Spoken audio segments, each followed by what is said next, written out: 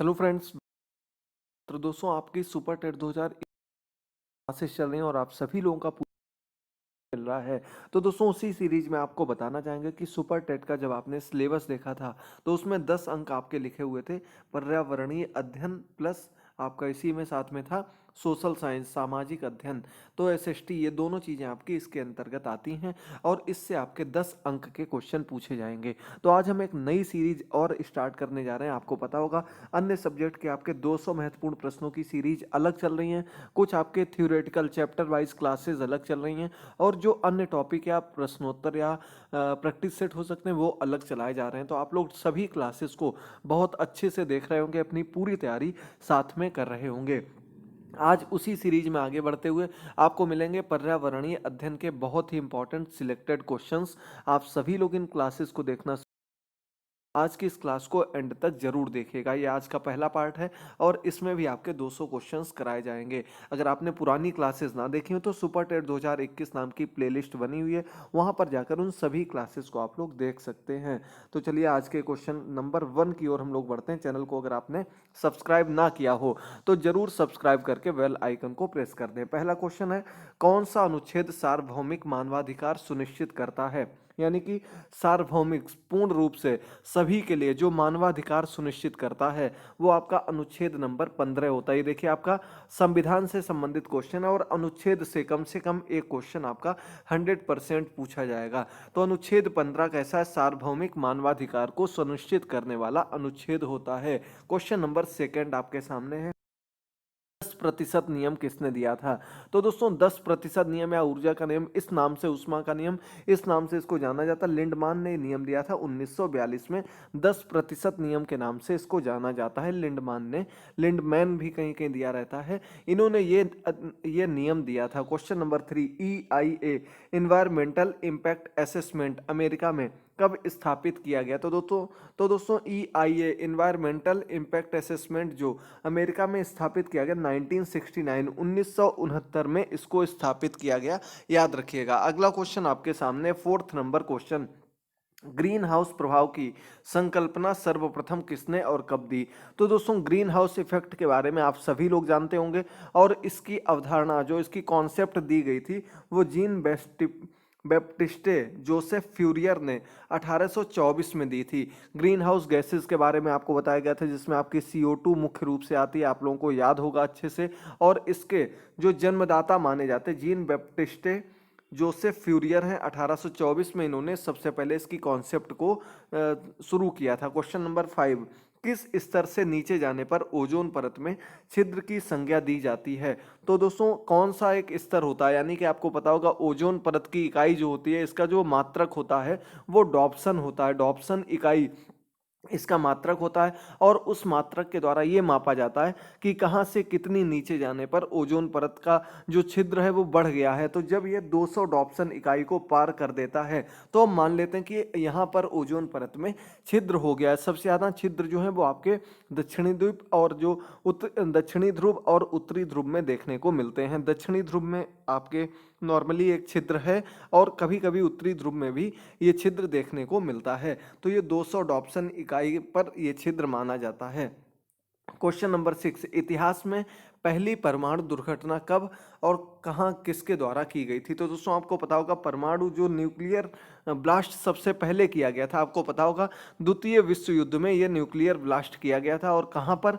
तो जापान में किया गया था, हिरोशिमा और नागासाकी, इन दो जगहों पर ये आपके परमाणु विस्फोट किए गए थे। किसके द्वारा किए गए थे? तो ये आपके किए गए थे अमेरिका के द्वारा। बम का नाम था लिटिल बॉय याद रखिएगा, बम का नाम था लिटिल बॉय। इसके द्वारा अमेरिका ने किए थे 6 अगस्त 1945 को हिरोशिमा में और 9 अगस्त 1945 को आपके नागासाकी में। दोनों याद रखिएगा, नागासाकी हिरोशिमा, इन दोनों जगहों पर ब्लास्ट किए गए थे। हिना नाम से जाना जाता, ही से आपका हिरोशिमा, ना से आपका हो जाता है नागासाकी। 6 अगस्त 9 अगस्त इन दोनों दिनों को ये आपके जापान में किए गए थे अमेरिका के द्वारा द्वितीय विश्व युद्ध के दौरान। क्वेश्चन नंबर 7, भोपाल गैस त्रासदी किसके कारण हुई थी?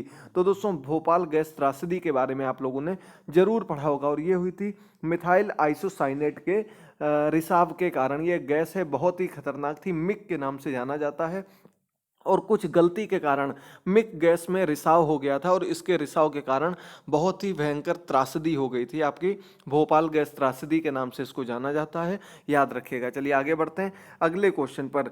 जल मंदिर का संबंध किस धर्म से है? तो दोस्तों जल मंदिर ये जो संबंधित है जैन धर्म से संबंधित है, जैनिज्म से संबंधित है, याद रखिएगा। क्वेश्चन नंबर 9, किस राज्य की सीमाएं बिहार को स्पर्श करती हैं? इनमें से कौन सा राज्य है जिसकी सीमा बिहार को स्पर्श करती? तो आपको सीधे ऑब्जेक्टिव की जगह पर इसमें हम आंसर दिए दे रहे हैं। उत्तर में आपके नेपाल, पूर्व में पश्चिम बंगाल, पश्चिम में उत्तर प्रदेश और दक्षिण में झारखंड को जो बिहार की सीमा है चारों तरफ से इस प्रकार से टच करती है, चारों ओर से आप लोग देख सकते हैं। आगे बढ़ते हैं और जब देश की बात की जाएगी तो एकमात्र देश नेपाल ऐसा है जो बिहार की सीमा को टच करता है। अगला क्वेश्चन 10 नंबर क्वेश्चन है, मखाना की खेती हेतु अग्रणी जिला कौन सा है? तो दोस्तों बिहार में मखाने की खेती की जाती है और बिहार के मधुबनी में सबसे ज्यादा मखाने की खेती की जाती है। तो आप लोगों को याद रखना, मधुबनी एक चीज और के लिए प्रसिद्ध है, आप लोगों को पता होगा, यहाँ पर चावल को पीसकर एक प्रकार की चित्रकला बनाई जाती है, वो भी बहुत ही ज़्यादा प्रसिद्ध है, उसके लिए भी मधुबनी। और मखाने की खेती के लिए भी आपका जो मधुबनी ये आपका बिहार में स्थित है, ये बहुत ही ज़्यादा प्रसिद्ध है। सभी लोग जरूर याद रखें को समझते रहिएगा। कम से कम समय में आपके ये सभी अधिक से अधिक संख्या में क्वेश्चंस लेकर आ रहे हैं, डेली क्लासेस ला रहे हैं, पुरानी क्लासेस को जरूर देखते रहिएगा। क्वेश्चन नंबर 11, विश्व विकलांग दिवस कब मनाया जाता है? तो दोस्तों विश्व विकलांग दिवस आपका मनाया जाता है 3 दिसंबर को। बहुत महत्वपूर्ण क्वेश्चन है, 3 दिसंबर को विश्व विकलांग दिवस। 2 दिसंबर का आपका मनाया जाता है कंप्यूटर साक्षरता दिवस, ये भी याद रखिएगा। और 1 दिसंबर को एड्स दिवस के रूप में मनाया जाता है। को याद रखने, यहाँ पर हम बात कर रहे हैं विश्व विकलांगता दिवस की, तो ये आपका 3 दिसंबर को मनाया जाता है, सभी लोग याद रखिएगा। क्वेश्चन नंबर 12, रोनाल्ड रॉस का संबंध किससे है? तो दोस्तों रोनाल्ड रॉस जो है इन्होंने मलेरिया के परजीवी प्लाज्मोडियम की खोज की थी। मलेरिया के परजीवी का नाम आप लोग जानते होंगे, प्लाज्मोडियम है, और इसकी खोज करने वाले थे रोनाल्ड रॉस, इसीलिए इनका नाम प्रसिद्ध है। क्वेश्चन नंबर 13 आपके सामने है, फसल चक्र के द्वारा मिट्टी में किस तत्व की स्थिरता संभव होती है? तो दोस्तों फसल चक्र आपने सुना होगा, फसल चक्र आखिर होता क्या है? तो फसलों को बदल बदल कर करना, एक चक्र जो चलाया जाता है वो फसल चक्र कहलाता है, यानी कि हमेशा एक जैसी फसल ना करके हर बार फसल को बदल देना फसल चक्र कहलाता है। और इससे क्या हो जाता है, जो नाइट्रोजन होती है पृथ्वी में, जो तत्व नाइट्रोजन तत्व है मिट्टी में, वो बना रहता है और इससे जो उत्पादकता है, उर्वरकता है मिट्टी की, वो बनी रहती है। और हमेशा एक जैसी फसल करने से इसके जो तत्व हैं वो नष्ट होने लगते हैं, इसकी उर्वरकता नष्ट होने लगती है, याद रखिएगा। चलिए आगे बढ़ते हैं अगले क्वेश्चन पर। 14 नंबर, पत्तियों का रंग किसके कारण हरा हो जाता है? तो दोस्तों आपने देखा होगा पेड़ पौधे की पत्तियां हरी होती हैं और ये आपका क्लोरोफिल के कारण होता है, सभी लोगों को इसके बारे में पता होगा। इसे हम पर्णहरित के नाम से जानते हैं, क्लोरोफिल के नाम से जानते हैं। इसके कारण पत्तियों का रंग जो होता है वो कैसा होता है, हरा दिखाई पड़ने लगता है। क्वेश्चन नंबर 15, समस्याग्रस्त बालकों का पता लगाने के लिए कौन सी विधि अपनाई जाती है? जो बालक समस्याग्रस्त हैं, चाहे वो किसी भी रूप में, यदि बालक समस्याग्रस्त है तो उसको हम पता लगाने के लिए केस स्टडी करते हैं। क्या करते हैं, केस स्टडी करते हैं, पता लगाते हैं। तो इस विधि को हम केस स्टडी के नाम से जानते हैं कि आखिर इस बालक में किस प्रकार की क्या समस्या है। क्वेश्चन नंबर 16 आपके सामने है, जीवन की मूलभूत इकाई क्या होती है? तो दोस्तों जीवन की सबसे मूलभूत इकाई जो होती है वो कोशिका कहलाती है। क्या कहते हैं, कोशिका के नाम से इसको हम जानते हैं। इसमें कुछ क्वेश्चन आपके साइंस के लिए भी बहुत ही ज्यादा महत्वपूर्ण है, सभी लोग याद रखिएगा। दोस्तों साइंस का एक पार्ट आप सभी के लिए हम ला चुके हैं पहले भी, आगे भी आपको इसी प्रकार के पार्ट्स मिलेंगे, क्लासेस मिलेंगी, बस आप लोग जुड़े रहिए। करंट अफेयर की क्लास डेली नहीं ला रहे हैं, लेकिन जितने भी क्वेश्चंस आपके पिछले बने हुए हैं, जितने भी आगे क्वेश्चंस बन रहे हैं, उन सभी को धीरे धीरे हम कवर कर रहे हैं। तो आप लोग डेली क्लासेस से जरूर जुड़ते रहिएगा और सभी क्लासेस को अच्छे से देखते रहिएगा। चलिए बढ़ते हैं हम लोग 17 नंबर क्वेश्चन पर। सुश्री मेधा पाटेकर का संबंध किससे है? मेधा पाटेकर का नाम आप लोगों ने सुना होगा दोस्तों, और ये पर्यावरण संरक्षक के रूप में जानी जाती हैं, पर्यावरण संरक्षक हैं, इनका नाम है मेधा पाटेकर, याद रखिएगा। क्वेश्चन नंबर 18 आपके सामने दिया गया है, रक्त का थक्का बनने में कौन सा विटामिन सहायक है? रक्त का थक्का बनना यानी कि जहां कहीं भी आपके चोट लगती है, आपने देखा होगा थोड़ी देर बाद रक्त वहां पर ब्लड जो है वो जम जाता है, उसका थक्का जम जाता है, तो ये विटामिन के कारण हो पाता है, उसकी सहायता से होता है। इसीलिए आपने देखा होगा कि जिस व्यक्ति में विटामिन के की कमी पाई जाती है वो उसमें रक्त का थक्का नहीं जमता, यानी कि उसका ब्लड लगातार बहता रहता है।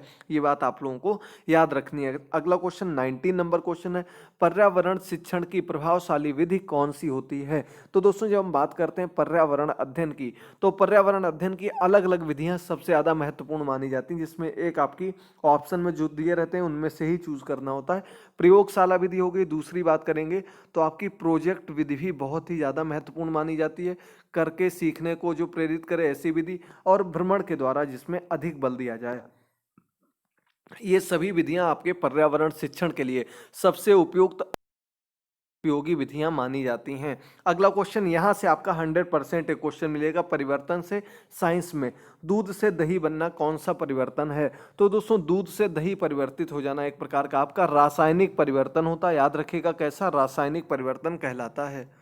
अगला क्वेश्चन आपके लिए लेकर आए 21 नंबर क्वेश्चन है, पर्यावरण शिक्षण को बाल केंद्रित बनाने हेतु कौन सी विधि प्रभावशाली होती है? अभी देखिए ऊपर हमने आपको बताई थी अलग अलग विधियां, और जब हम बात करते हैं बाल केंद्रित की, चाइल्ड सेंटर्ड एजुकेशन जब हम बनाते हैं शिक्षा को, पर्यावरण शिक्षा को, तो सबसे उपयोगी सबसे प्रभावशाली विधि वो आपकी भ्रमण मानी जाती है, कि भ्रमण विधि के माध्यम से बालक स्वयं से प्रत्यक्ष रूप से चीजों का अवलोकन करते हैं, चीजों को समझते हैं, उनको देखते हैं, इसलिए भ्रमण विधि सबसे ज्यादा उपयुक्त मानी जाती है। क्वेश्चन नंबर 22 आपके सामने है, टीएलएम का अर्थ क्या होता है? तो दोस्तों टीचिंग लर्निंग मटेरियल, टीएलएम को कहा जाता है, क्या कहते हैं? टीचिंग लर्निंग मटेरियल, यानी कि पढ़ाई से रिलेटेड जो अन्य सामग्री होती है, जो पढ़ाई के लिए बच्चों को जागरूक करे, उनकी मदद करे, उनको पढ़ने के लिए प्रेरित करे, ऐसी वस्तुओं को, ऐसी चीजों को हम टीचिंग लर्निंग मटेरियल के नाम से जानते हैं। शिक्षण पाठ्यक्रम जो अलग से कुछ उसकी जो कह सकते हैं मटेरियल होता है, उसे टीएलएम के नाम से जाना जाता है। अगला क्वेश्चन नंबर 23 है, आम की वह प्रजाति जो केवल बिहार में पाई जाती है उसे हम किस नाम से जानते हैं? तो ये जर्दालू प्रजाति होती है जो केवल बिहार राज्य में पाई जाती है। क्वेश्चन नंबर 24, योजना विधि किस दर्शन के सिद्धांत पर आधारित है? तो दोस्तों ये प्रयोजनवाद पर आधारित है, प्रयोजनवाद पर आधारित योजना विधि होती है, याद रखिएगा बहुत ही महत्वपूर्ण है। और अब आज का अंतिम क्वेश्चन है 25 नंबर क्वेश्चन है, सभी लोग अच्छे से समझिएगा, एक एक क्वेश्चन को, एक एक क्लास को देखते रहिएगा। जो लोग आज पहली बार जुड़े हैं उनको बताना चाहेंगे डेली शाम को 6 बजे के आसपास आपको एक क्लास मिलती है, और जल्द ही हम दूसरी क्लास भी आपके लिए स्टार्ट कर रहे हैं जो कि आपको सुबह या दोपहर में मिला करेगी। इन दोनों क्लासेस को अच्छे से देखिएगा, प्रत्येक क्लास को समझिएगा, और चैनल को जरूर सब्सक्राइब कर लीजिएगा। जो लोग पहली बार आए हैं पुरानी क्लासेस को जरूर देख लीजिएगा। सुपर टेट 2021 नाम से हमारी प्लेलिस्ट बनी हुई है, लिंक आपको कमेंट बॉक्स में मिल जाएगा, तुरंत जाइएगा और उस क्लास से जुड़िएगा। अंतिम क्वेश्चन है, सुंदर लाल बहुगुणा किससे संबंधित है? तो दोस्तों वन संरक्षण के लिए इनका नाम आपने जरूर सुना होगा, लेकिन इनका मेन नाम जो आंदोलन है उसके लिए है, और उस आंदोलन का नाम है चिपको आंदोलन। चिपको आंदोलन से संबंधित है आपके सुंदर लाल बहुगुणा। सभी लोग अच्छे से याद कर लीजिएगा। अब आप लोगों को आज की क्लास में बताना है चिपको आंदोलन कब प्रारंभ हुआ था, कब चिपको आंदोलन किया गया था। इसका आंसर आप लोगों को अधिक से अधिक संख्या में कमेंट बॉक्स में करना है, और आप लोगों को बताना है आज की क्लास आप लोगों को कैसी लगी, ताकि इसी प्रकार की इंपॉर्टेंट सिलेक्टेड क्लासेस आपके लिए डेली ला सके, आप लोग अपनी पूरी तैयारी इसी आधार पर करते रहें। चलिए मिलते हैं अगली क्लास में, तब तक के लिए अपना ख्याल रखिए, वीडियो को अधिक से अधिक शेयर करिए और पुरानी क्लासेस को देखना मत भूलिए। Goodbye, take care.